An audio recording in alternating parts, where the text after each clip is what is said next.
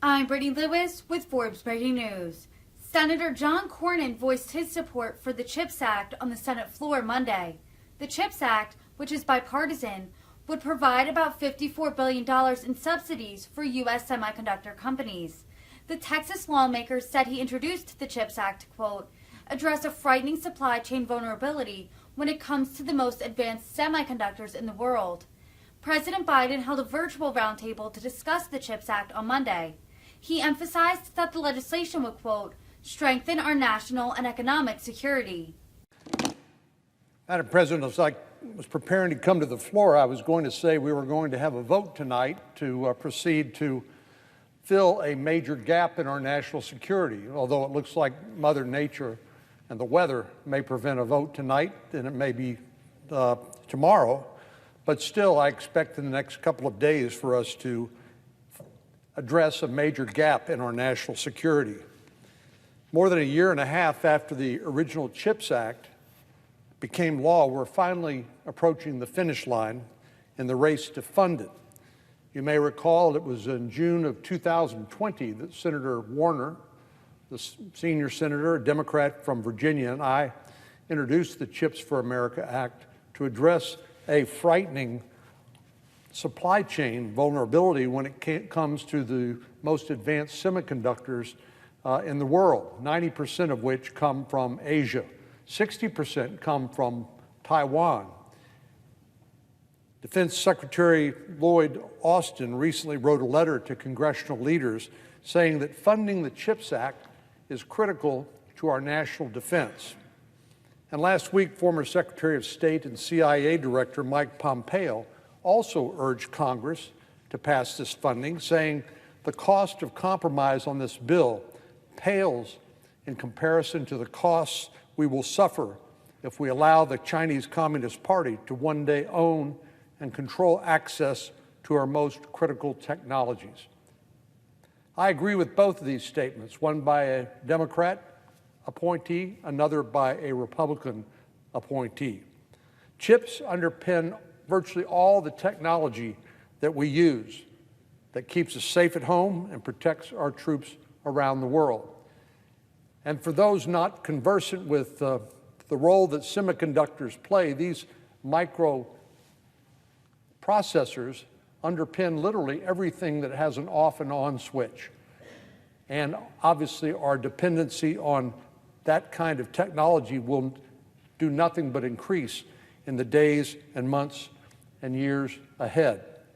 From our major military assets like the F-35 Joint Strike Fighter to everyday technologies that keep our troops safe like advanced body armor, semiconductors are key. Keeping a ready and dependable supply chain of these defense assets requires a lot of semiconductors, and right now we are mainly looking to other countries to manufacture them. As a matter of fact, the United States of America makes 0% of the most advanced semiconductors in the world. We depend on outsourcing virtually all of the manufacturing to other countries and produce none of them here.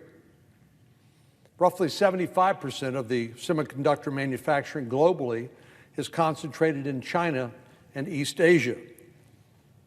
And 100% of the world's most advanced chip-making capacity is located in only two places, Taiwan and South Korea. As I said, Taiwan commands 92% of the world's advanced chip-making, and the United States makes 0. You might wonder, how did we find ourselves in this situation? Well, I think it was probably the supply chain vulnerabilities that we saw from COVID-19 that called into question this assumption that just because something could be made cheaper somewhere else in the world, that necessarily checked all the boxes. Well, it does if all you're depending on is China to make toys for our children or other non-essential items.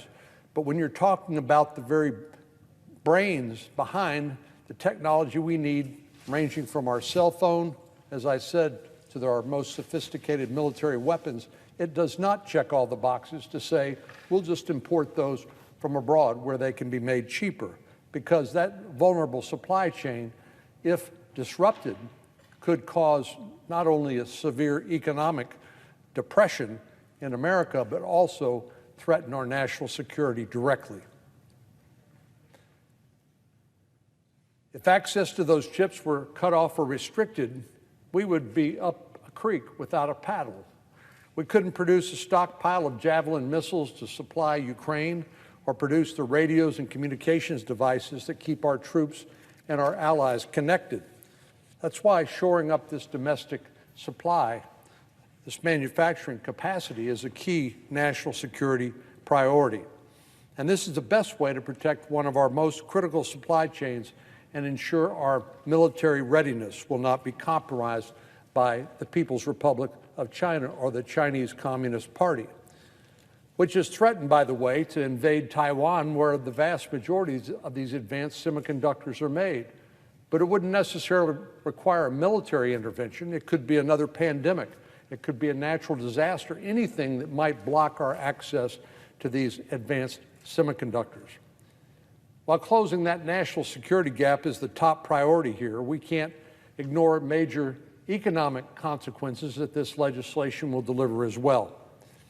When I introduced this legislation with Senator Warner from Virginia, who's chairman of the Senate Intelligence Committee, on which I also serve, our focus was on national security. Obviously, many of our states will be winners when it comes to the economic consequences of this legislation as well. Texas has been, for example, a long-standing leader in the semiconductor industry and is home to more than 200 chip manufacturing facilities that employ 29,000 Texans.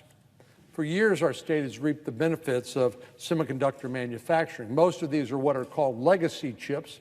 They're the older chips where you're not as concerned about miniaturization or compactness or power.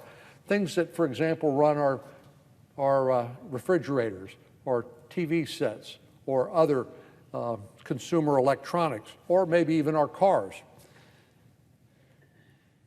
We're already seeing the types of investments that this CHIPS bill will finally bring.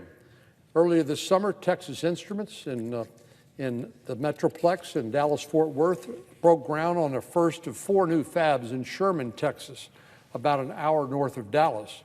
This is part of a $30 billion investment that's expected to create some 3,000 more jobs. The mayor of Sherman, where this is located in northeast Texas, described it as a watershed day, noting that it's hard to have a frame of reference for a $30 billion investment in a town of 50,000 people.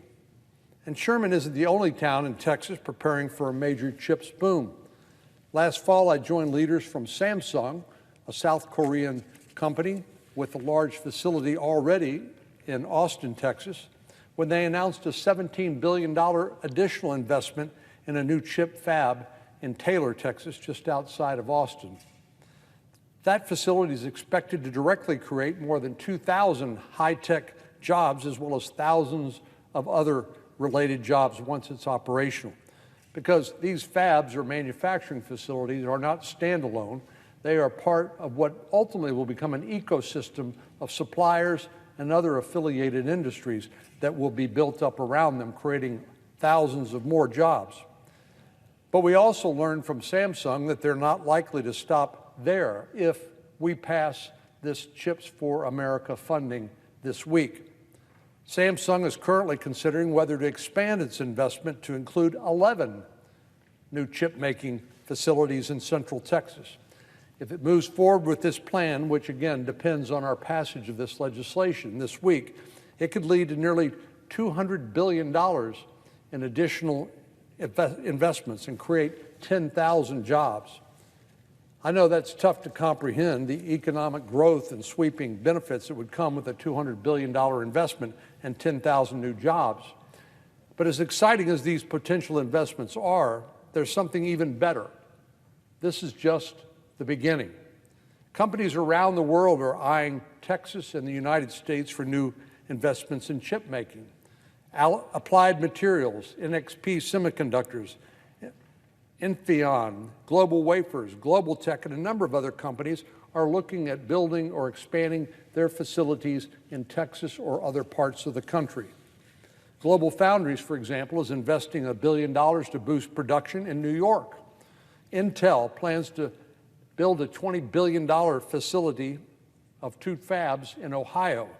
And Taiwan's semiconductor company, TSMC as it's called, is building a $12 billion plant in Arizona.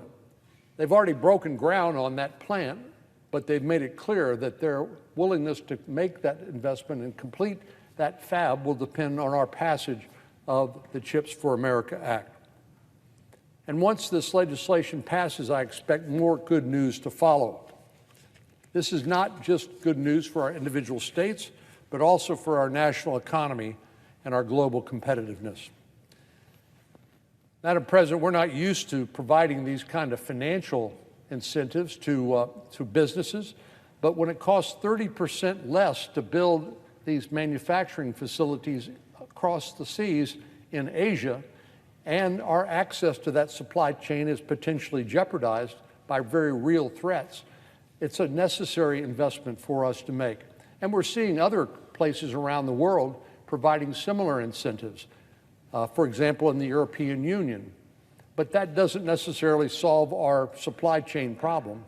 We need those jobs and that investment here in America for us to be truly safe and secure and to reap the economic benefits of this investment.